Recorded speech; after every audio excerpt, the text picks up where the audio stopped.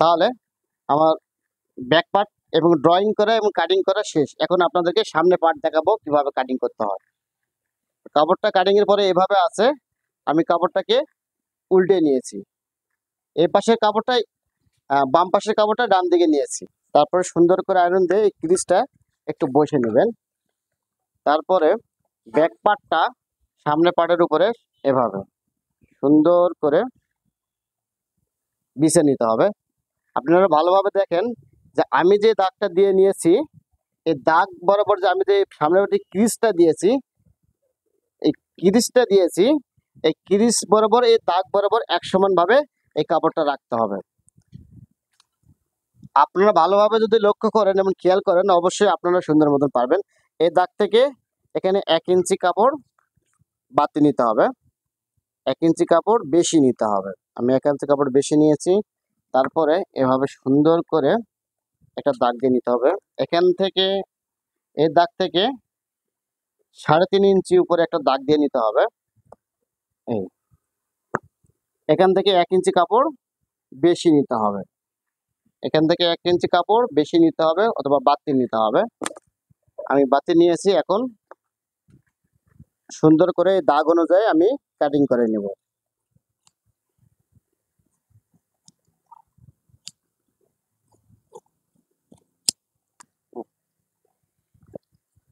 আমি আগে পিছনের গলা অনুযায়ী সামনের গলাটা আমি কাটিং করে নিয়েছি, তারপরে সামনের গলা কাটবো, এটা কাটিং এর পরে।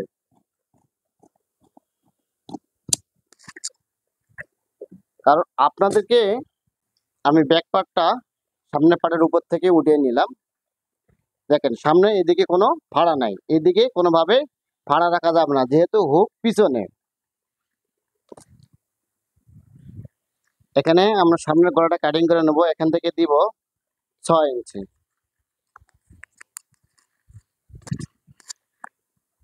এই 6 ইঞ্চিতে সুন্দর করে এভাবে আগে দাগ দিয়ে নিতে হবে।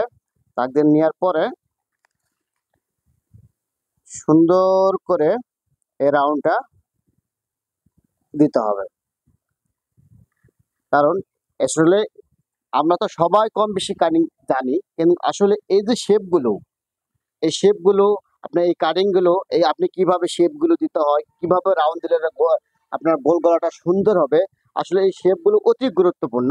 এই শেপগুলো আসলে সঠিকভাবে না শিখলে আপনার আহ, সহজে সুন্দর করে আপনার কাটিং করতে পারবে না, সেলাইও সুন্দর হবে না। অতএব আপনাকে সর্বপ্রথম আগে এই শেপগুলো শিখতে হবে যে শেপগুলো কিভাবে দেওয়া যায় সঠিকভাবে। কারণ একটুর জন্য সৌন্দর্য। তাহলে এখন টেকিনের মার্কাটা করে নিব। এখান থেকে কাত থেকে এখানে নামাবো 10 ইঞ্চি। তারপর সোজা করে একটা দাগ দিয়ে নিব। এখান থেকে দিব 4 ইঞ্চি। এই দেখেন এই মাথা থেকে দিব 4 ইঞ্চি, এখানেও দিব 4 ইঞ্চি। তারপর সোজা করে দাগটা টেনে নেবে, এটা হলো মিডিল পয়েন্ট। এভাবে দাগটা টেনে নিতে হবে।